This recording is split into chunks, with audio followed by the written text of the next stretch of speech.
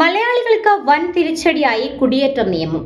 Work പെർമിറ്റിൽ 10 വർഷം UK-യിൽ ജീവിക്കുന്നവർക്ക് മാത്രം PR, നഴ്സുമാർക്ക് 5 വർഷവും. കേരളമാരടക്കം ലോ സ്കിൽ വർക്ക് പെർമിറ്റ് ഉള്ളവർക്ക് PR കിട്ടാൻ 15 വർഷം. UK മലയാളികൾ കാത്തിരുന്ന കുടിയേറ്റ നിയമം ബ്രിട്ടൻ കൂടുതൽ കർശനമാക്കുന്നു. എല്ലാ എതിർപ്പുകളും അവഗണിച്ച് കുടിയേറ്റ നിയമം കൂടുതൽ കർശനമാക്കാൻ ഒരുങ്ങുകയാണ് British home secretary Shabana Mahmood.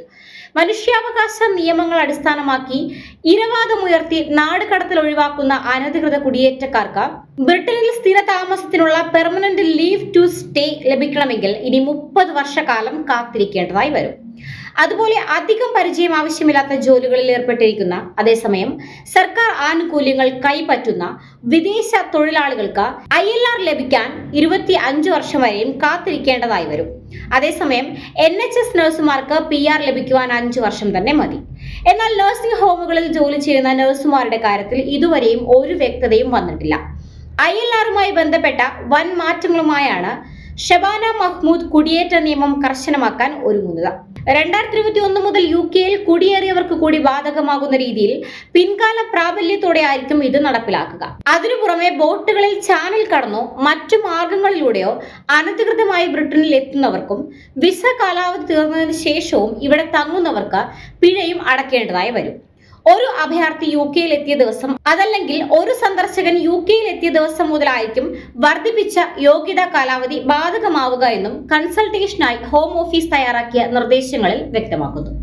അഭയാർത്ഥികൾക്ക് PR കിട്ടാൻ 30 വർഷം അനധികൃതമായി UK-യിൽ എത്തുകയും അഭയാപേക്ഷ നിരസിക്കപ്പെടുകയും പിന്നീട് യൂറോപ്യൻ കൺവെൻഷൻ ഓൺ ഹ്യൂമൻ റൈറ്റ്സിന്റെ കുടുംബജീവിതം നയിക്കാനുള്ള അവകാശം ഉറപ്പു നൽകുന്ന ആർട്ടിക്കിൾ 8 ഉപയോഗിച്ച് അപ്പീൽ നൽകി നാട് കടത്തൽ ഒഴിവാക്കുകയും ചെയ്യുന്ന അഭയാർത്ഥികൾക്കാണ് UK-യിൽ സ്ഥിര താമസത്തിനുള്ള അനുമതി ലഭിക്കാൻ 30 വർഷം വരെ കാത്തിരിക്കേണ്ടി വരുന്നത്.